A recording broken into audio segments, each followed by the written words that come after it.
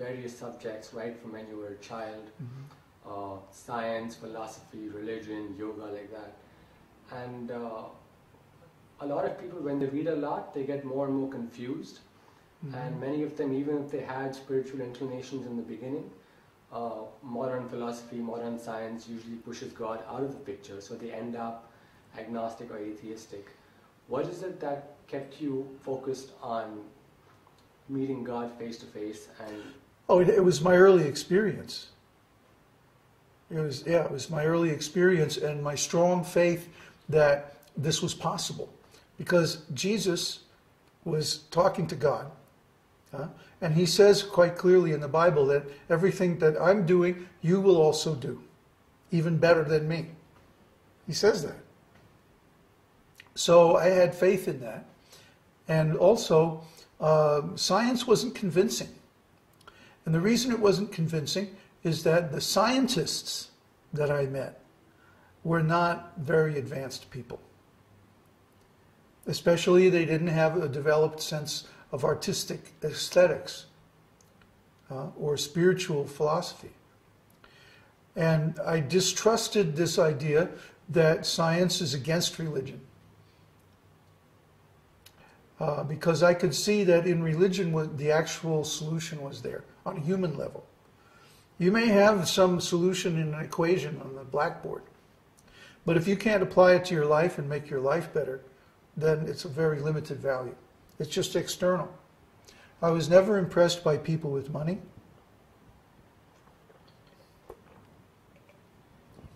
Which in the recording business, you meet a lot of people with money. And they're almost uniformly jerks. That's how they get that way. By chasing money all their life. So I wasn't impressed by business and money. I wasn't impressed by science.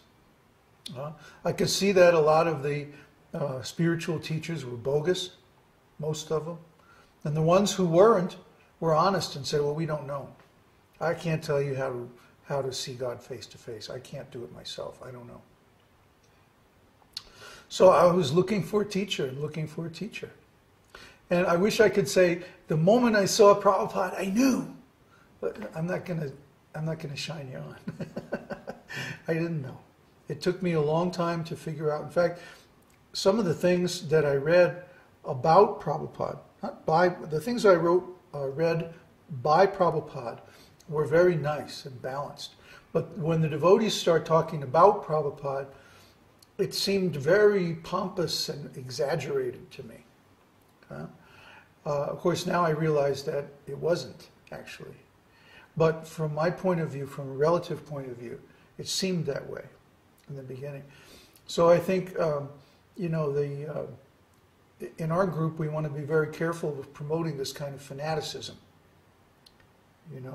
I don't ever want to hear any of my disciples say, Babaji is the greatest master, he's the only enlightened master, it's the only way.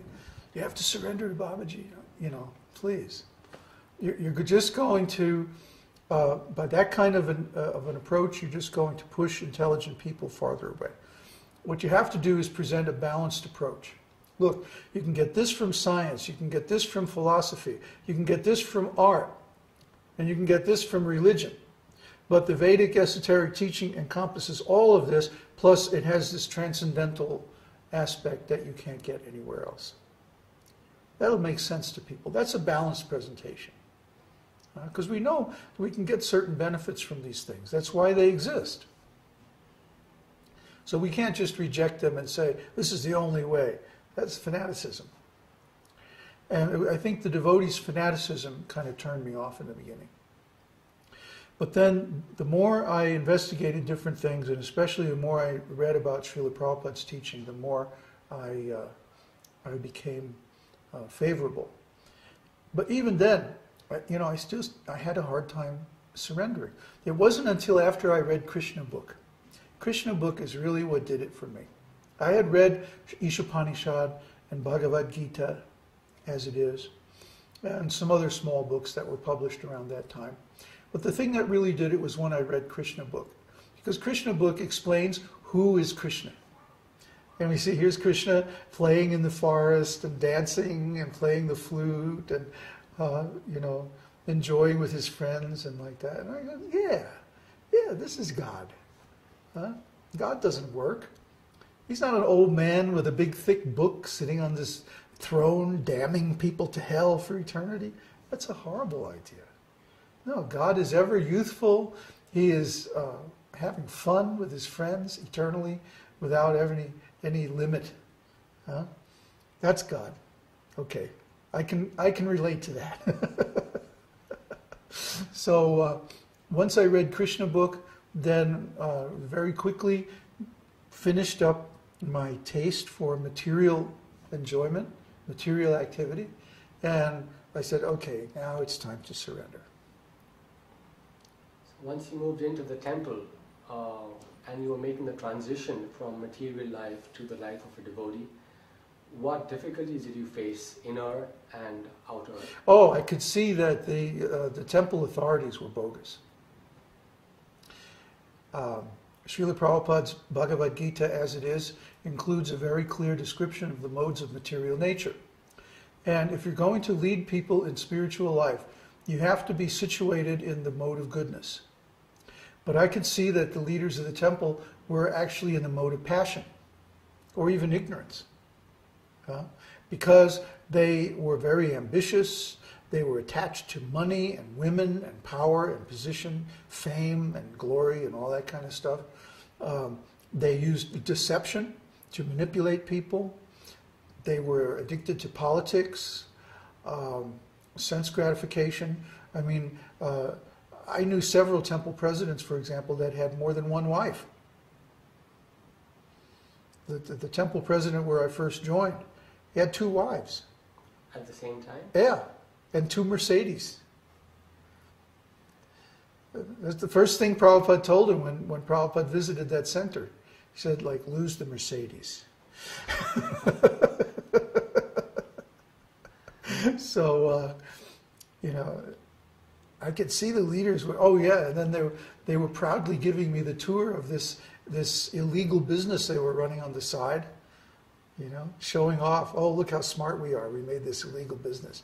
And I was going, gag me with a spoon. I grew up in a mafia town in New Jersey. I know all about this stuff. You know, all my friends' fathers were involved in this kind of nonsense. But, you know, you're claiming to be devotees, and then you want to tell me how wonderful it is you're doing this behind the scenes? I think it stinks. In the beginning, I kept my mouth shut. But after a while, I started to be very open in my criticism of the leaders because they were not actually good examples of what a spiritual leader should be. It was the same problem. They were saying, just like the Christians were saying, we represent Jesus Christ, and they were living completely different from Jesus Christ. They were saying, we represent Srila Prabhupada, and they were living completely different from Srila Prabhupada. So I had a real problem with that. Another problem I had was quitting smoking. Quitting smoking was the hardest thing I ever did in my life. I mean, it was much easier to move into the temple and give up my stuff and my car and my music career than it was to give up smoking. It took me like 6 months to finally quit smoking. That was hard. Once I got through that, though, it was pretty smooth.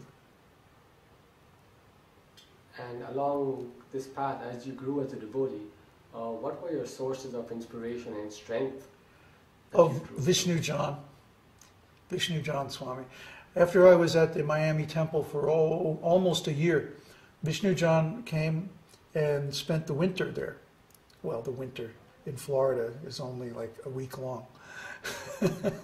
But I think he spent like 2 months or 3 months at the temple. And then when he left, I went with him. I immediately gravitated towards him because he was also a musician. And we had many long talks about music, Vedic music and all like that. And then he introduced me to Srila Prabhupada's book, The Nectar of Devotion. The Nectar of Devotion describes the science of rasa, which I had already studied in Bharatnatya Shastra. And so to me it was quite familiar. But to most of the devotees, this was like way over their heads. They were having trouble understanding Bhagavad Gita. And Bhagavad Gita is just the introduction.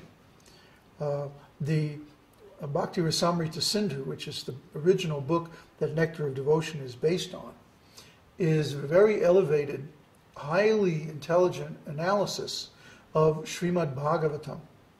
And when I was joining Miami Temple, there was only like 2 or 3 volumes of Srimad Bhagavatam out. Just the first canto and the beginning of the second canto. So nobody really understood what Srimad Bhagavatam was at that time. And yet here we were reading a condensation of an ontological analysis of Srimad Bhagavatam, which included the whole science of rasa. So we were reading stuff that was like way ahead of where most of the devotees were at.